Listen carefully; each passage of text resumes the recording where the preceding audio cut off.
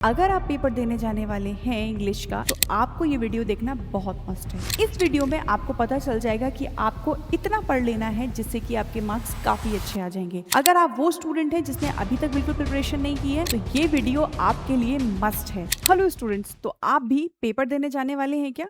क्योंकि अगर आप पेपर देने जाने वाले हैं इंग्लिश का इस साल का सीबीएसई तो आपको ये वीडियो देखना बहुत मस्ट है। क्यों? क्योंकि इस वीडियो में आपको पता चल जाएगा कि आपको इतना पढ़ लेना है जिससे कि आपके मार्क्स काफ़ी अच्छे आ जाएंगे।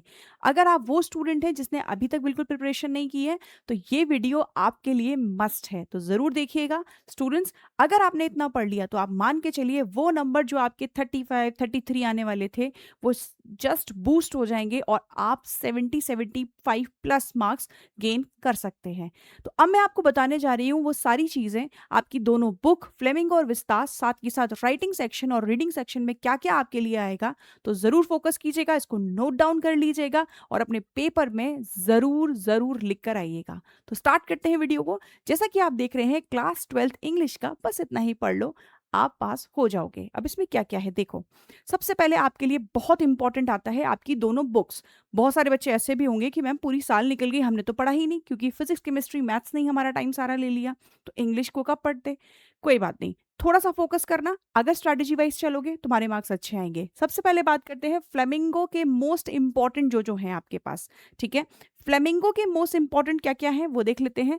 सबसे पहला चैप्टर, मैं आपको चैप्टर भी बता रही हूँ, वो है आपका last lesson. Last lesson is the most important chapter जिससे हमको लॉन्ग क्वेश्चन देखने के लिए मिल जाते हैं। याद रखिएगा, लॉन्ग क्वेश्चन इससे मिल जाते हैं। कैरेक्टर इसके याद कर लेना बहुत इंपॉर्टेंट है। लिखा है थीम ऑफ लैंग्वेज एंड आपको यहाँ पे याद करना है पैट्रियोटिज्म, क्योंकि यहाँ पे ज्यादातर जो बात की गई है वो देशभक्ति की बात की गई है। आपको इनके कैरेक्टर्स के नेम जरूर पता होने चाहिए। साथ के साथ यहाँ दे रखा है मिस्टर हैमिल का कैरेक्टर स्केच आपको अच्छे से आना चाहिए। ठीक है, ये मोस्ट इंपॉर्टेंट, इसको तुम जितना भी मोस्ट लिख लो उतना ज्यादा इंपॉर्टेंट है ये। ठीक है, वेरी इंपॉर्टेंट चैप्टर। सबसे पहले पूरा चैप्टर समराइज, उसका थीम, उसके कैरेक्टर के बारे में पता होना चाहिए, वो है हमारा द लास्ट लेसन। सेकंड बात करते हैं, जो दूसरा इंपॉर्टेंट है वो है लॉस्ट स्प्रिंग। ये आपको बहुत अच्छे से आना चाहिए। इसकी पोइट्री, ठीक है, इसकी सॉरी पॉवर्टी साइकिल एक्सप्लेनेशन, गरीबी जो दिखाई गई है दोनों ही सेक्शंस में, दोनों ही पार्ट्स में, उनको आपको जरूर फोकस करना है। जो दो कैरेक्टर हैं उनका नाम आपको अच्छे से आना चाहिए। जिस राइटर ने इसको लिखा है उसका नाम भी अच्छे से आना चाहिए, क्योंकि उस राइटर का चैप्टर में बहुत बड़ा रोल है। और वो दोनों ही बच्चे कहाँ रहते थे वो आपको पता होना चाहिए। साथ ही साथ वो क्या उनकी ड्रीम थी वो भी आपको क्लियर होना चाहिए। बहुत ज्यादा फंसने वाले क्वेश्चंस यहां से ही बनते हैं। साहिब वर्सेस मुकेश कंपैरिजन, ये तो बहुत इंपॉर्टेंट है, इसको भी आप बच्चों इंपॉर्टेंट मार्क कर लो। ये क्वेश्चन बहुत फंसता है, ये आपके लॉन्ग क्वेश्चन में जरूर फंसता है, इस पे आपको फोकस करना है। नेक्स्ट आपके पास आता है डीप वाटर। मैंने आपको 3 चैप्टर बता दिए हैं अभी तक। Deep water, fear and determination of theme. सबसे ज्यादा क्वेश्चन आता है कि उसके अंदर वो डिटर्मिनेशन कहाँ से आई कि उसने तैरना सीखने की कोशिश की। बहुत इंपॉर्टेंट, क्योंकि आजकल बच्चों के अंदर वो चीज देखी जाती है, किसी चीज का फियर, तो वो डिटर्मिनेशन के लिए एग्जामिनर चाहते हैं कि आप उस चीज को लिखें, महसूस करें चैप्टर को पढ़ के। तो ये क्वेश्चन आपका बहुत ज्यादा, अगर मैं बोलूं तो प्रिडिक्टेबल है आना।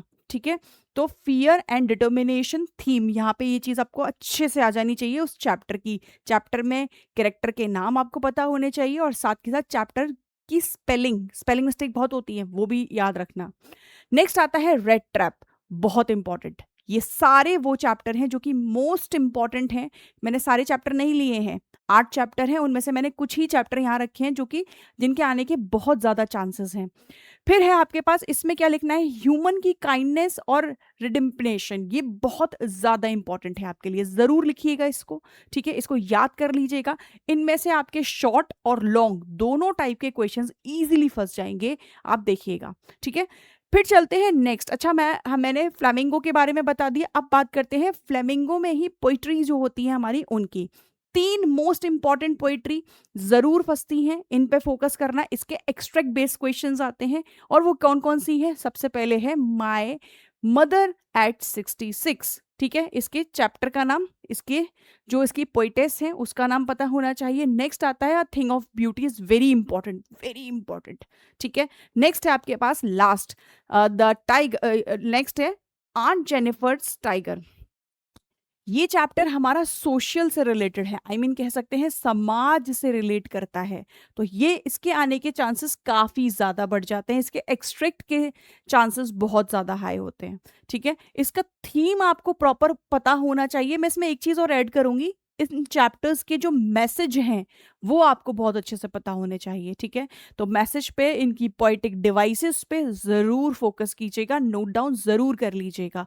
अपनी एक छोटी सी कॉपी बना लो और उसमें सारी चीज़ें लिखो, बस इतना पढ़ लो, हो जाएगा। ठीक है, तो मैंने आपको पूरा फ्लेमिंगो समझा दिया। अब चलते हैं थोड़ा आगे और समझते हैं विस्तास में क्या करना है। विस्तास के भी मैंने सिर्फ 3 चैप्टर लिए हैं और वो पहला चैप्टर है the third level, very important. सबसे ज्यादा इंपॉर्टेंट स्केप कैसे वो वहां से कैसे बाहर गया, है ना, वो जरूर बताना है आपको। किस स्टेशन की बात हो रही है, ठीक है, किस डॉक्टर की बात हो रही है, उसकी वाइफ का क्या नाम था, उसका क्या नाम था, वेरी इंपॉर्टेंट। और उसने जब वो उस रेलवे स्टेशन पे पहुंचा तो उसने क्या देखा उस थर्ड लेवल पे, वेरी इंपॉर्टेंट।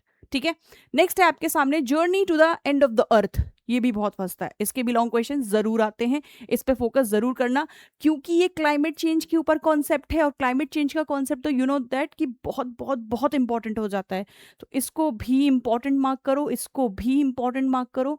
एंड लास्ट आता है आपके पास में on the face of it, mister Lamb का कैरेक्टर और डेरी के बारे में एनालाइज बहुत इंपॉर्टेंट है, क्योंकि ये सिखाते हैं आपको उन ऐसी चीज़ों से लड़ना सिखाते हैं जिसके लिए हम लोग कहीं ना कहीं अपने आप को दोषी ठहराते हैं कि हमारी वजह से हुआ, जबकि हमारी कोई गलती भी नहीं है उसमें। ठीक है, तो यहाँ पे उन चीज़ों के बारे में बात हुई है, ऐसी चीज़ें बहुत फंसती हैं। ठीक है, तो एक और आपका इंपॉर्टेंट हुआ, ये विस्तास के मैंने हाई प्रोबेबिलिटी वाले सारे चैप्टर्स और उनके क्वेश्चंस के बारे में बोल दिया है। नेक्स्ट बात करते हैं आपके सामने writing section. Students, writing section में नोटिस या तो इनविटेशन, आर्टिकल, ठीक है, या तो कह सकते हैं यहाँ पे रिपोर्ट, ये 2 चीजें या तो में आती हैं। इट्स मीन या ये करो या ये करो, तो वेरी इंपॉर्टेंट, ये आप फोकस कर लेना। और फॉर्मल लेटर में complaint, job application is the most important, और इसमें आपको रेज्यूमे बनाना आना चाहिए कि पहले क्या होता है, पहले नाम आता है, फिर कंपनी का नेम आता है, जिस लेटेस्ट कंपनी में आप काम कर रहे हैं, या फिर अपने लेटेस्ट जो भी आपकी जॉब प्रोफाइल है उसके बारे में। ठीक है, या फिर आपने जो भी कोर्स किया है उसको लिखते हैं, फिर नीचे नीचे नीचे जाके लो फिर लिखा जाता है समथिंग लाइक, फिर 12th की, फिर 10th की, इस तरीके से, मतलब वो नीचे मतलब डिक्रीजिंग ऑर्डर में जाते हैं, सिंपल इज दैट। ठीक है, तो इस चीज पर फोकस रखना है। अगर मैं यहाँ पे एक चीज ऐड और कर दूं, अगर मैं यहाँ बोलूँ आपको कि स्टूडेंट्स आपको एक चीज़ और ध्यान रखनी है, वो है आपका रीडिंग कॉम्प्रिहेंशन। अगर मैं आरसी की बात करती हूँ आपसे, जो कि आपका सेक्शन ए का पार्ट होता है, किसका पार्ट होता है, सेक्शन ए का पार्ट होता है। तो इसमें आपको करना क्या होता है, आपको केस बेस्ड, अगर आपने केस बेस्ड पर काम कर लिया, जो केस बेस्ड होते हैं हम बोल सकते हैं डेटा बेस्ड होते हैं, तो आप मान के चलिए आप कहीं ना कहीं तक रीडिंग कॉम्प्रिहेंशन को अच्छे से कर पाएंगे। पहले क्वेश्चन पे फोकस करना है, दैट्स मीन फर्स्ट किस पे फोकस करना है, क्वेश्चंस को रीड करना है, read questions and then passage, and then passage. तो ये है मेरी स्ट्रैटेजी आप सभी स्टूडेंट्स के लिए जो इस साल 2026 में आने वाले एग्जाम को देने वाले हैं। जरूर इस पे फोकस कीजिएगा, बस इतना पढ़ लो, हो जाएगा। Thank you so much.